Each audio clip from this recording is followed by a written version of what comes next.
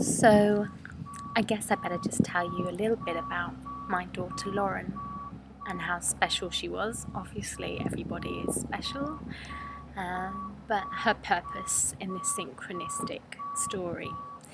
And to do that I need to tell you a little bit about her. Lauren was a very special soul who had a lot of synchronistic happenings going on around her from the moment I was pregnant to random people coming up and telling me about her when I was 6 weeks pregnant and not showing. And if you want to know more about that story, then you can follow one of the links below. When she was born, she was flatlined and she was resuscitated and brought back. She was in intensive care for quite some time because she had many problems. She wouldn't feed, she had clenched fists, and she stopped breathing. She was very small and she was covered in like a downy hair. So they immediately thought that it was all signs of being premature and I had got my dates wrong, but I knew that I hadn't. So we named her over a Polaroid photograph, really, because I'd had a cesarean section and she was in intensive care, and I woke up to have this Polaroid photo in front of me, and my husband at the time saying, shall we call her Lauren Etienne? His favourite group was Saint Etienne, so she became Lauren Saint Etienne, really. And it was very interesting because actually what we found out afterwards was that on Saint Etienne's album Too Young to Die, there was a poem on the back which says, coming into a cinema matinee from daylight. No, it doesn't actually. It says, like coming from a cinema matinee into daylight, Saint Etienne strands you blinking and disorientated, but happy. And already you miss them before they even leave. And yet you want them to leave so that you can get on with the serious business of missing them. Too late to say goodbye, but too young to die. Well, that's what we were told, really. We were told on the 5th day that they'd worked out what was going on with Lauren, and that Lauren had what's called Edwards syndrome. Now, not a lot of people know about Edwards syndrome because pretty much people don't live with it, children don't live with it. They die in their infancy, so it happening doesn't mean that you're a carrier. It wouldn't be possible. It's something like lightning striking twice in a way. Particularly in Lauren's case, because basically for there to be a syndrome we need to go into a bit of a lesson around chromosomes. So you have one pair of chromosomes.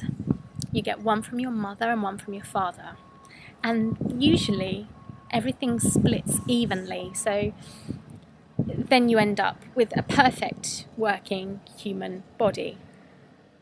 It's quite a miracle in itself that happens so much because of the intricate mathematics and calculations the cells need to get right for this to happen.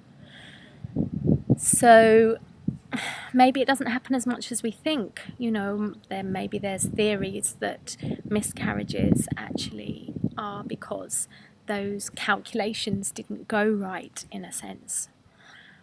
So with Lauren, it was quite a miracle that she actually came to be here in the first place, because her cells split incorrectly and gave her a trisomy. That means triple chromosome. So basically she had one from me, one from her dad, and one of them split correctly and one of them split into a triple. Now this was even more of a phenomenon because basically that meant she wasn't complete, didn't have the complete syndrome. She was what you would call mosaic Edwards syndrome. So firstly they split incorrectly and gave her triple chromosome, and then they split again and gave her balance. Almost those two wrongs did make a right, but the past couldn't be erased, so she had to go through lots of tests to find out what parts of her were affected by this syndrome and what parts weren't. And they told me that her hands would stay clenched and would never open, that she wouldn't follow us, she wouldn't engage with us, that she was deaf, and that they didn't expect her to live past the age of 3. So basically we were discharged from hospital soon after then, and we took her home. And actually, when she was at home, she went from strength to strength. She began to open her hands, and she began to engage with us, look around the room, make noises, and she also began to jump when the phone rang and respond to noises when we would engage with her.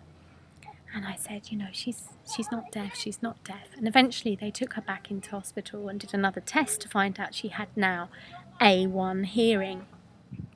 She began to take feeds from the bottle, and we just were like, oh my gosh, she's an absolute miracle. And she began to smile as well, which was also something they said that she wouldn't do. So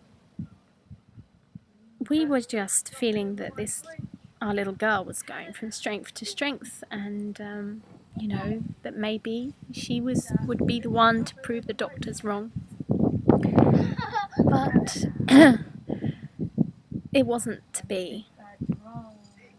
And on March the 17th, March the 17th, 1998, Lauren passed to the spirit world at 7:20 p.m.